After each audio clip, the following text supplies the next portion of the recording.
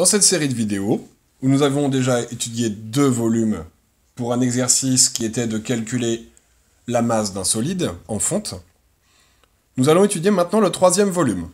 Celui-là, le 3e solide, pardon. Celui-là. Nous allons commencer par la décomposition. Et nous voyons que ce solide est réalisé à l'aide, pour le casque ici, d'une demi-boule. Pour le cache-oreille, d'une certaine manière, du cache, d'un pavé droit ou d'un parallépipède rectangle. Pour le nez, d'un cylindre. Pour le visage, d'une autre demi-boule. Pour les yeux, de 2 demi-boules.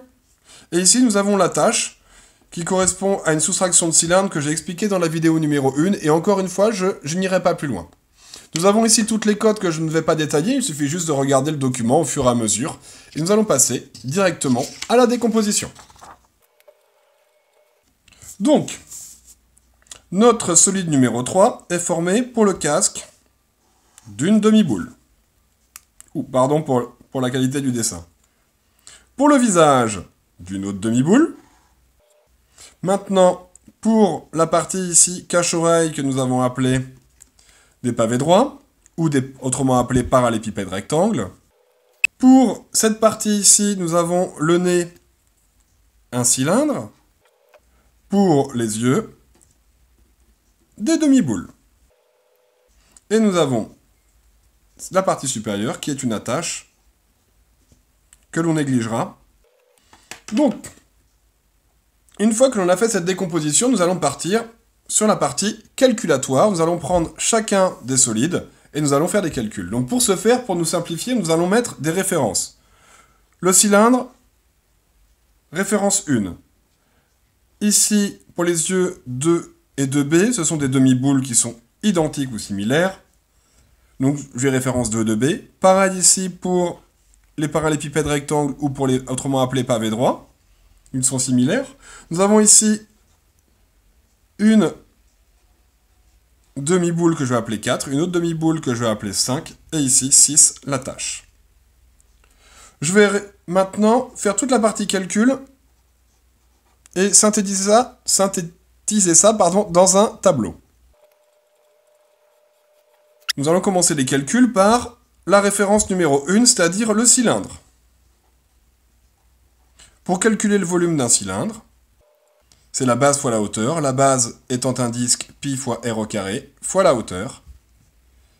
Et ici, nous allons calculer les volumes, étant donné que les infos sont en millimètres, je vais tout calculer les volumes en millimètres cubes. Donc pi fois 11 au carré fois la hauteur de 12 mm, qui me donne un résultat de 4561,59 mm3. Étant donné que j'ai déjà indiqué dans la colonne que c'était les millimètres cubes, je n'ai pas besoin de renoter l'unité ici. En tout cas, je ne suis pas obligé. Pour 2 et 2b, nous avons ici des demi-boules qui sont similaires. Donc je vais faire le calcul que pour une seule. Le volume d'une boule étant 4 tiers de pi fois r au cube, une demi-boule sera la même chose, sauf que l'on divisera le résultat par 2.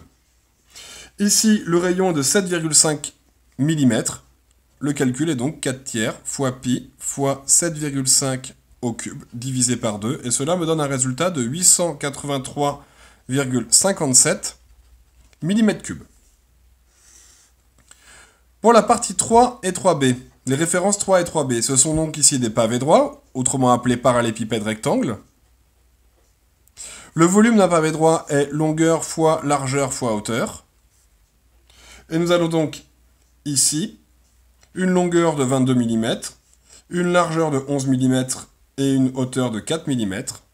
Cela me donne un volume de 880 mm3. La partie 4 étant une demi-boule, encore une fois, la formule est connue. 4 tiers de pi r au cube, le tout divisé par 2. Je vais marquer directement le résultat. Nous avons déjà fait un détail ici d'une demi-boule. Et nous obtenons un résultat de 261 799,39 mm3. Et pour la référence 5, nous avons encore une demi-boule. Pardon. Encore une demi-boule. Le volume, encore une fois, je ne détaillerai pas, car nous avons déjà fait un détail de demi-boule en 2 et 2B. Et j'obtiens ici un résultat de 348 454,99 mm3. Dans mon total, le volume total en millimètres cubes, j'ai refait le calcul sans ignorer la référence 6. Nous obtenons, je vais marquer avec 6, 618 932,16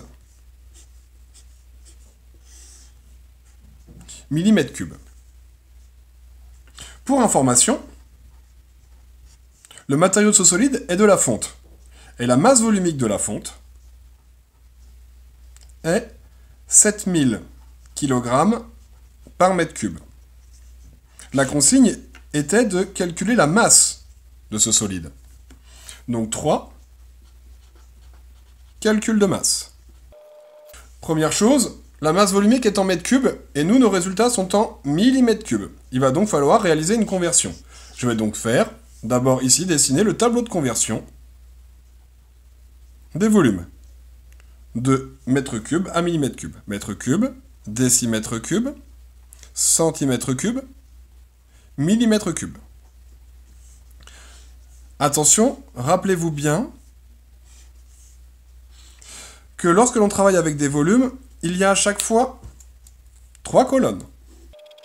Je vais donc placer l'unité de ma valeur chiffrée, le 2, au niveau de l'unité de mesure. L'unité de mesure étant des millimètres cubes. Et j'ai plus qu'à remplacer mon chiffre entièrement.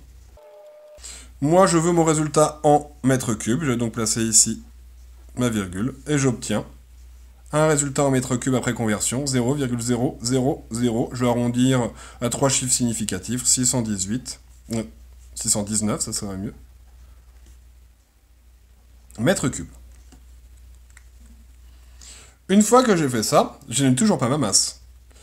Lorsque l'on a un slash, on sait que l'on peut utiliser les outils de la proportionnalité. Un outil de la proportionnalité, ici, est le tableau de proportionnalité. Je vais donc faire un tableau de proportionnalité, kilogramme, mètre cube. J'ai une donnée, j'ai 7000 kg pour 1 mètre cube. Moi, dans mon exercice après calcul, je sais que j'ai 0,... c'est en mètre cube, 0,000619 mètres cubes. Comment je vais faire pour avoir la masse? Je vais utiliser le produit en croix, 7000 fois 0,000619, le tout divisé par 1, et j'obtiens un résultat du coup en kilogrammes de 4,48 kg. Voilà, c'est tout pour cet exercice.